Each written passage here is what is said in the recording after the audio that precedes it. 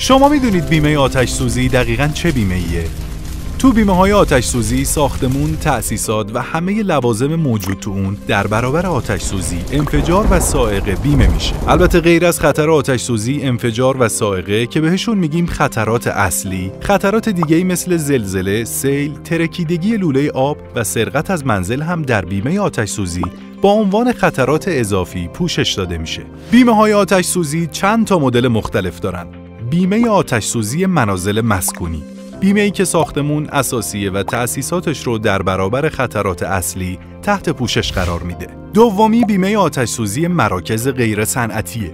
تو این بیمه نامه ساختمون، تأسیسات، اساس ثابت و حتی دکوراسیون هم در برابر خطرهای اصلی و اضافی بیمه میشن. سومی هم بیمه آتش سوزی واحدهای صنعتیه. تو این بیمه نامه حتی ماشینالات و محتویات کارخونه هم در برابر خطرهای اصلی و اضافی بیمه میشن. اینم بگیم که پوشش خطرات اضافی به صورت جداگانه به بیمه آتش سوزی اضافه میشه و قیمت نهایی حق بیمه رو اون تعیین میکنه. ما پشتیبان شما هستیم. بیمه سینا.